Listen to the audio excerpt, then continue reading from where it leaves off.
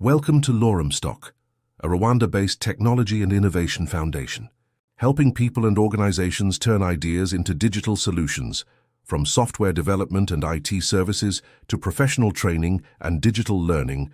We build, support, and empower the next generation of technology creators. LoremStock, learn, build, innovate. Okay, tubaye ikaze kuri Learn LoremStock. So LoremStock ni foundation ifite services nyinshi offeringa ariko ziri tech based ndetse ziri na learning based. Hanyuma kuri tech based of course ni platform ushobora kubonaho services nyinshi, ushobora kuza kubona link muri description ndetse n'izindi services offering.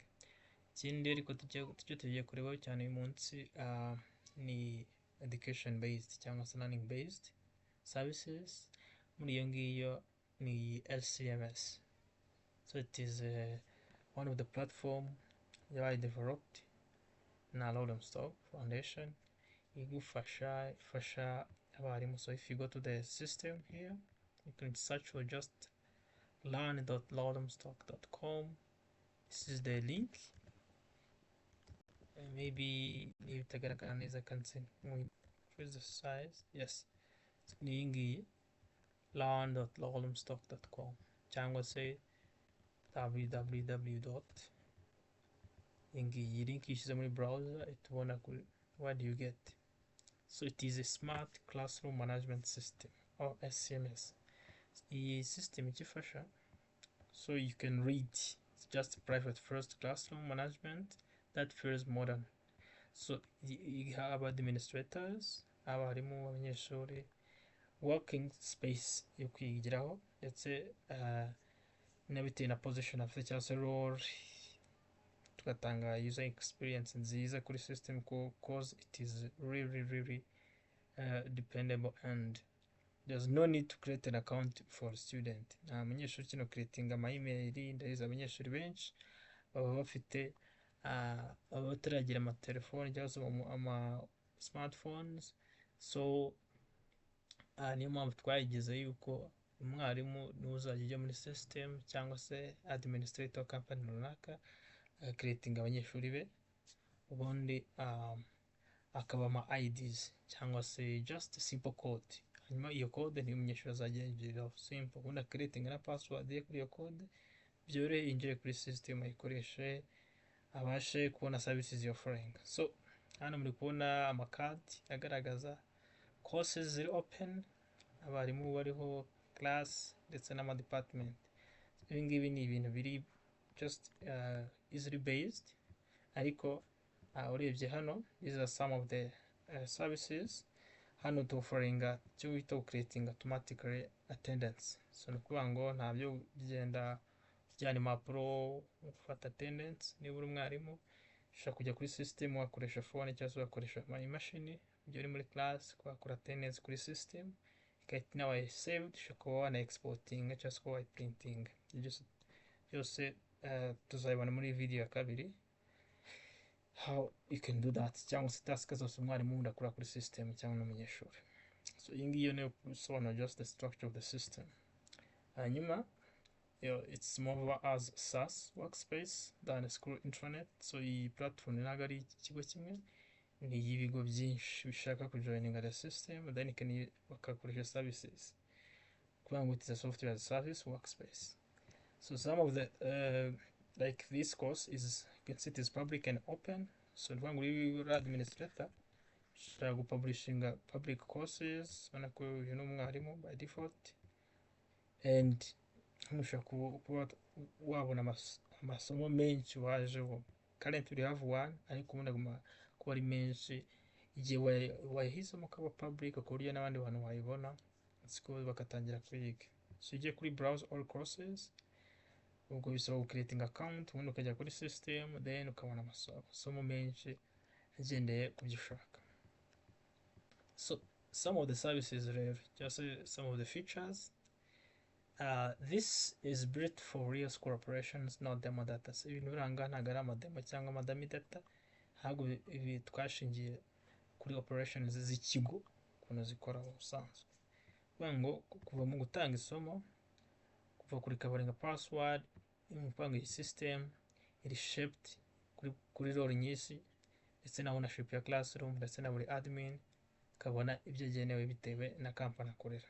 So niba we have one company igiye kuregistaringa muri system, it have the admin who will control those part, and that admin nawe ashobora creating students and teachers, ikaba assigning ama classes, then ukaba bamuha report, ukaba wakigisha ibintu byinshi cyane hano. So these are the most 6, ariko ze 6 ni nyinshi cyane services zofferingwa n'iyi system, ari nazo z'ingenzi.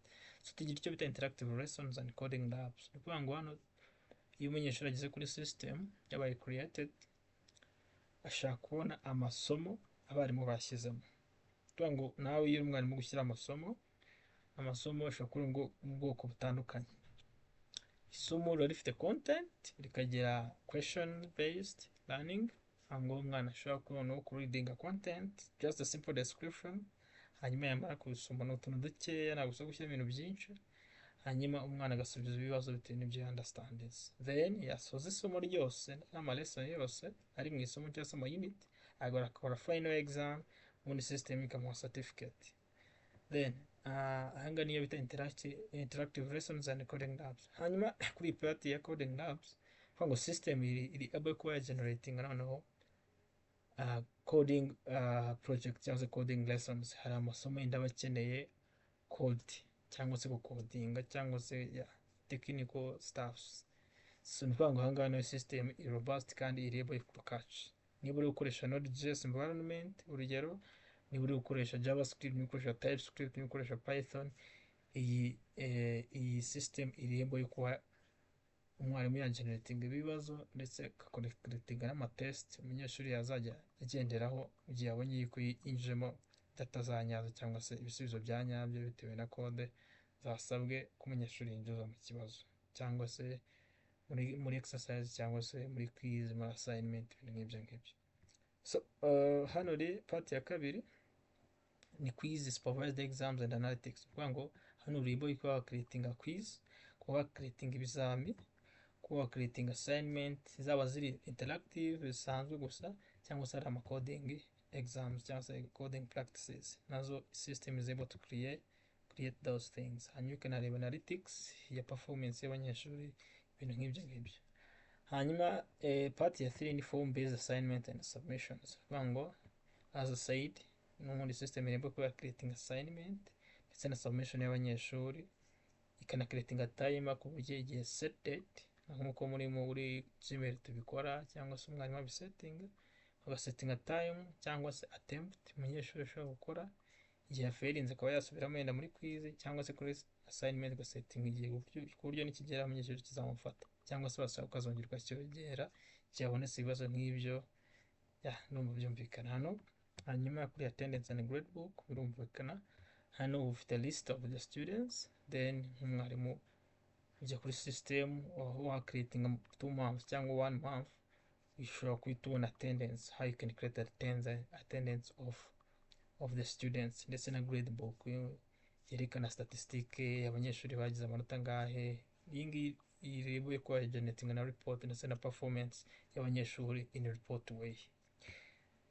Then of course buri mwarimu afite class ari assigned irimo admin akaba ari controlling, so iyi ni access and audit logs. Navuga ngo buri activity yose ikozwe muri system ya able to track those activities.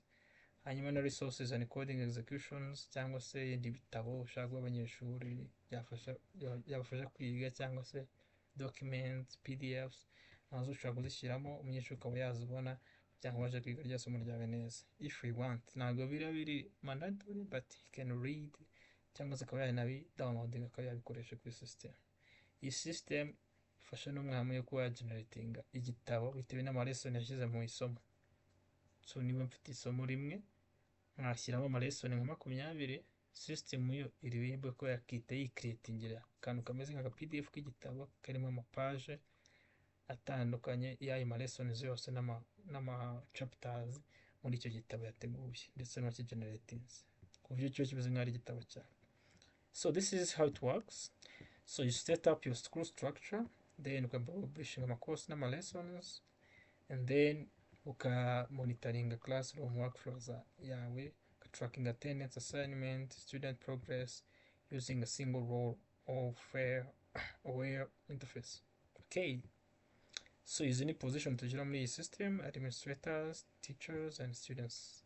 As I said, administrators, they are the head of the companies or the institutions cyangwa se ibigo.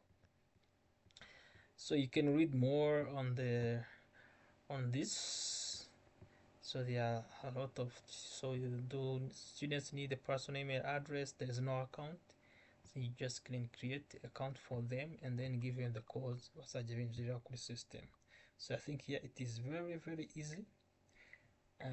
In this video, just we did explaining how the system works. So we create another 2 videos for explaining for each position what you can do in the system. Ese niba uri umwarimu, niba uri umunyeshuri, niba uri admin, wakora iki muri system kugira bikore, kugira ngo ubashe kuba convinced in this system kandi ibe easier. So there's a lot of partners section and ndetse na foto hasi ndumva ari ibyo ngibyo. So thank you guys, thank you for today, and I hope you will be really enjoying and being excited with this system, because it is more like a classroom, it is like a playground aho umunyeshuri mufasha kwiga ibintu biri tech based, akaba yakodingiraho kandi anayiko ziri muri structure ushaka kwicreatingira. If it is even Kinyarwanda, mwari mu Kinyarwanda ushaka kuza gashyiraho amasomo uko abishaka, ntabwo iri based on English nuko twese tuba twarize mostly, but any language you want ushaka kuza ugashyiramo course yawe umunyeshuri akayiga bitamugoye bitewe na level umuziho. Yeah, so thank you guys, thank you for watching, and I'll see you in the next one. This was SCMS. Welcome to the Smart Classroom Management System. Thank you. Thanks for joining our journey into the future of technology. At LoremStock, we empower you to learn, build, and innovate for a better tomorrow. Stay curious and stay inspired. LoremStock Rwanda, leading the way in digital excellence.